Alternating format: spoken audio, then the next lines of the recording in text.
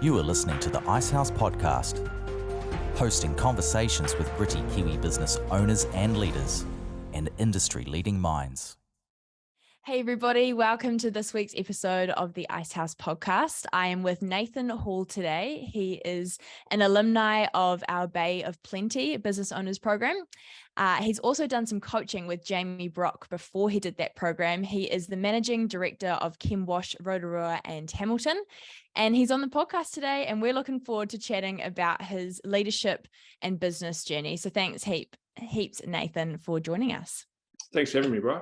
No worries. I would love to start with a big open question. Tell us a bit about yourself. Who is Nathan? Nathan, I would be a father of two, living in Rotorua, and managing Chemwash Rotorua and Hamilton for the last sort of 4 to 5 years now. Enjoy cricket, fishing, golf, all of those things most Kiwi males do. But really enjoying running a business at the moment, challenges, successes, all of those fun things that come with it. Yeah, that's very cool. I like it. What does, to get an idea of, what managing director of Chemwash Rotorua and Hamilton looks like, what does a day in the life of you look like?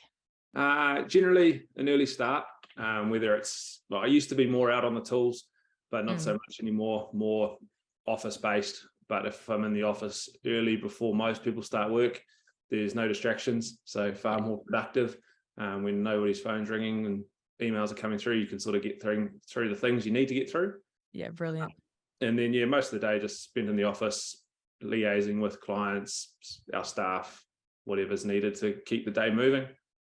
Yeah. And sort of the further we get along it, the more I sit in an office, which, comes with its challenges of trying to still be active. Enjoying it.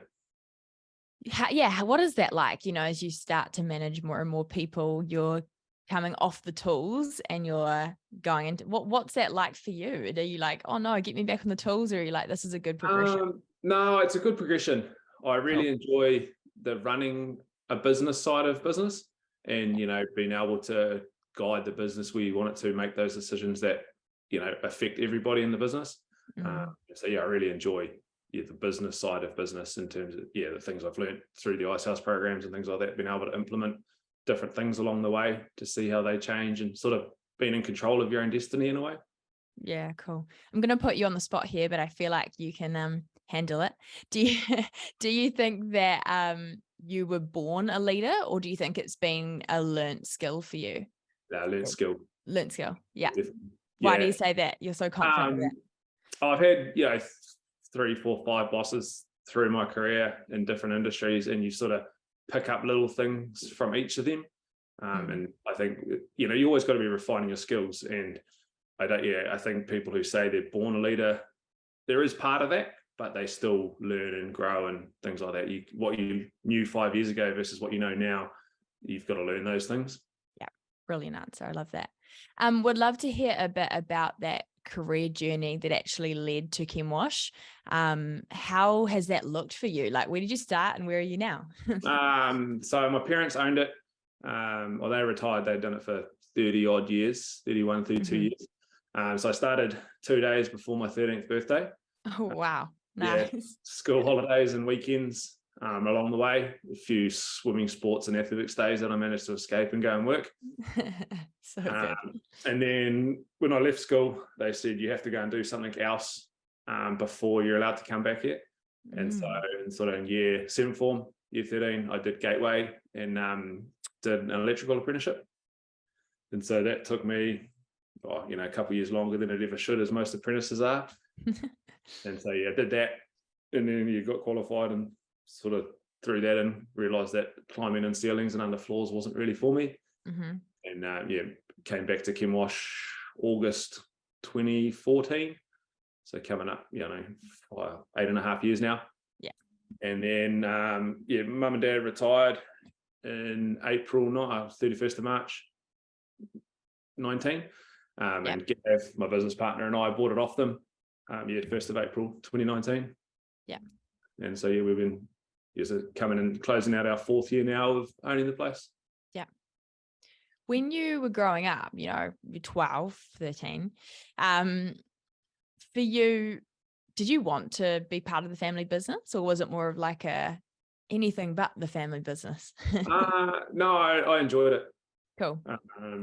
Yeah, it's sort of, growing up, because I was always working, it meant I was the one that had money, and you sort of realize the things that working in a business, and you you could appreciate those things that came with it. And I thought it taught me some pretty good disciplines, work ethic and that sort of thing. So I didn't mind the family business. It was quite cool. Nice. I like that. That's great. And then, let us know a little bit about Chemwash now. What does it look like? What do you guys do? So exterior cleaning, right from Mrs. Smith's small garden path right up to the most big buildings that you can imagine, event centre in Rotorua, that sort of thing. The bigger, the better. Sort of gets the grey matter stretched, but then still being able to service our residential clients as well. Mm-hmm. The only thing we don't really clean is the outside of vehicles. Yeah, gotcha. Nice. No, that's very cool. I want to talk a little bit about, a piece of advice. I'm like, well, you started when you were 13, but still, if you could go back in time, what piece of advice would you give yourself at the start of the business journey? Maybe from the perspective of, a business owner. It took me a while to think about this. I think the sort of thing I came to was to get a coach / mentor before you need it.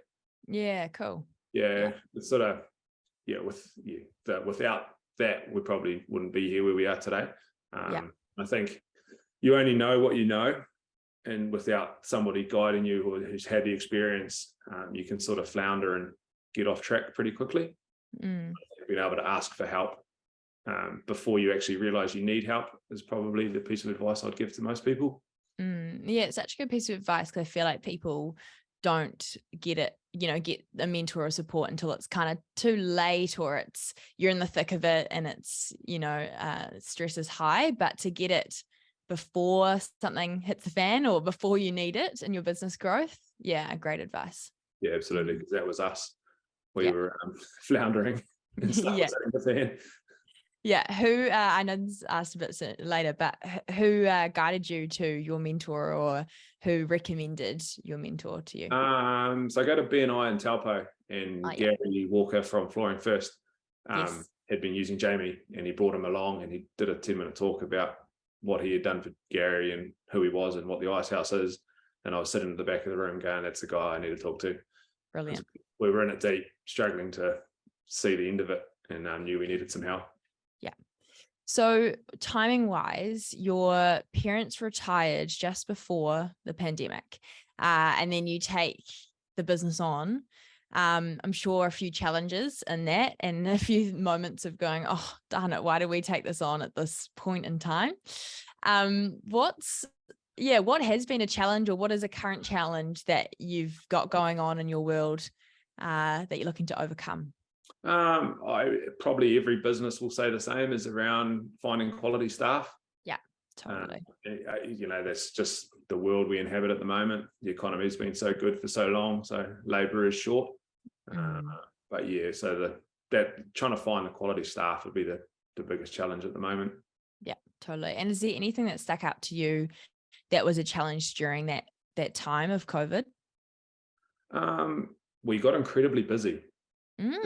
Busier than we ever thought we would be. Wow, interesting. And so that was sort of when the stuff was hitting the fan, and we didn't really know how to, we knew we were going to be busy, but we were sort of 20, 30, 40% ahead of where we thought we would be. Wow. And couldn't manage the growth. Wow. So people were keen to just keep things clean, to keep things running efficiently during COVID times? Yeah. Sort of came out of COVID thinking, this is going to be interesting, as pretty much everybody was. Yeah. And then as money got cheaper to borrow and people had more money in their pockets, they just, I don't want to spend a weekend cleaning my house. I'll just pay somebody to do that now. And my building's dirty, I'll clean that because money's easy. It just got way busier than we ever thought it was going to. Totally. We thought we would hit that recession straight away, but actually people weren't spending on travel and things like that. So they were spending elsewhere. Yeah. Yeah, 100%. I'd love to hear what a misconception is about your industry that you'd want to debunk. What do people just don't get? Again, took me a little while to think about it. Yeah. Probably that we don't care about the environment in a way. That we're one of, if not the only one, that has a discharge consent, so that we capture all of our wastewater and put it into the sewer, like the wastewater treatment plants then deal with us. So that's organised through the councils in the areas we work. Where quite a lot of guys are like, oh, well, it's just going to go down the stormwater and the lake can deal with it. For us, that's a no-go. That's up there with health and safety in terms of priorities inside our business to make sure we don't harm it. Yeah, that's really cool to hear. Thanks for sharing that. It's great. I have this conversation with quite a few alumni around how we celebrate success, and it looks different to everyone. And some people go, oh, I forget because we just move on to the next thing. And other people go, it looks like a beer at the pub, and they're all, all good things. What does it look like for you guys, for Chemwash Rotorua and Hamilton? Around the golf. Ooh, so nice we measure it quarterly. And that if we've succeeded the quarter previous, then we'll organise ourselves around a golf, not just at our local courses or anything like that, but we'll make a sort of an afternoon, go out for lunch and then go and play golf, or vice versa. Brilliant. That's our version of success. Yeah, and it's important to celebrate success, right? Like, I think otherwise life just happens so fast and you're on to the next thing, and you need to take if you don't focus on it, you end up focusing on the negative things more often than not. And successes get disappeared pretty quickly because you start putting out the next fire. Yeah. So if you don't make an effort to celebrate it, you just don't do it. Totally. Speaking of celebrating success, it's coming to mind now. You guys won an award at the Rotorua Business Awards last year. Is that right? Correct. Yeah, we won the Professional Services Award. That's it. And how did that feel? How was that for team morale as well? Unreal. To be honest, didn't believe it when they read out our name. Yeah. Sort of sitting down the back going, this was cool, this was great to be a part of, no way are we going to win this. And then our name got read out, and just cemented all the things that we've been doing, that they are the right things. And, right from the cleaners right through everybody, that everybody's played their part to get there. That we can't just be an award-winning successful business by talking about it, that the actions and everything have to follow through with it. So true. I'm based in Tauranga, and I sit next to Jamie, and he showed me the video of you guys winning the award, which was such a cool moment. And we both sitting there just like, yes. And I was quite blown away that you guys mentioned Jamie as well. I know he was, in terms of people to thank within your speech. So I thought that was really cool. Yeah, it's in the questions later to touch on, but without Jamie, we probably wouldn't be in business anymore. Wow. We got to the point where I didn't enjoy coming to work. It was a terrible place. Like, from the outside looking in, it was okay, but from the inside, like Gav, Zach and I weren't dealing with work very well. And we needed some guidance and some accountability, and without him, probably wouldn't be doing it, to be honest. Wow. Yeah, let's talk about that a bit more now. What did that coaching experience, obviously quite life-changing. What did that coaching experience look like for you? And how frequent was it at the start? And then what did you end up implementing into your business that changed your thinking in that space? So we've been, May 21, we started using them. So almost 2 years ago. Cool. And we knew we needed some help, but we didn't really know what it was. And then, met Jamie at BNI, and he ticked all the boxes straight away, male on male, bit of banter, that sort of thing. You sort of related pretty quickly to him. And the big thing for us was a bit of accountability, that you get, you're a business owner, you're the guy at the top, everybody looks to you, but who's holding you accountable for the things you need to be doing? Yes. Yeah. And our management structure inside Chemwash with Gav, Zach and I, is that we all have our roles that we need to be doing, but we weren't doing them because we were putting out fires where we shouldn't have been, because the other guys weren't doing it, or I thought he was doing it, he thought I was doing it. Yeah. Which is probably quite a common thing when there's multiple people involved. And so Jamie came in and said, no, you guys have got to sort your structure out. You got to work out who's doing what, how you're going to do it. So it was quite simple, but you needed somebody to be showing us and how to do it. Yeah. And that accountability is huge, right? Of just going, when you're at the top, no one's keeping you accountable. Who can come from an external perspective and go, hey, this is what needs to be done to take that next step. That's cool. Yeah, absolutely. And then we've sort of been meeting with them monthly ever since. Still will going forward, because we can see the value he adds to the business as a whole. That's really cool. I like that. And was there anything that maybe came from the coaching that you implemented into your lifestyle that sort of supported things for you as a business owner? We've been talking about doing it for a while, but Gav, Zach and I take every third Friday off. And without the help from Jamie, we wouldn't be able to do that because we would just be putting out fires. But now it's in the schedule for the rest of the year. And as soon as the next year's schedule, it's the first thing that goes in there is taking every third Friday off. That's very cool. I like that. It's so important to balance the both. Were there any hesitations? So, you met Jamie at BMI. Were there any hesitations for you to jump on coaching and then also the program as well down the track? None with the coaching. Again, like I said, we knew we needed the help. So as soon as we sort of found somebody we would all get along with, we jumped at it as quick as we could. And then the program was more just around a timing thing. We have young kids. Funny enough, the program started 2 days after my second child was born. Oh my gosh. So my poor wife got left at home with 2 days. She loved you for that. I wouldn't say loved at the time, but no. knew the benefit that was going to come out of it. So it was just a timing thing with the business being able to get away for obviously a day a month. Yeah, for sure. What did your Bay of Plenty Business Owners Program, which we call BOT, what did that program experience look like? And were there any key takeaways for you with that more one-to-many or group learning approach? Yeah, I thought it was quite good being able to sit in a group of, other business owners, and you sort of realize that everybody's going through the same thing. Whether it's staff or work or struggles of whatever it is, you've all sort of gone through the same thing at different times. And so sort of being able to talk to other business owners where, in a way it's a safe environment because there's no staff listening or anything like that. You can be pretty open and honest around where you're doing and what you're doing. And then sort of the key takeaways from it were really cemented the things we were doing already. I think, already working with Jamie, I'd learned quite a few of the things inside the program, but it sort of reinforced some of them and then gave me the confidence in myself to implement them and keep doing them and, drive the conversations inside the business to keep us moving forward.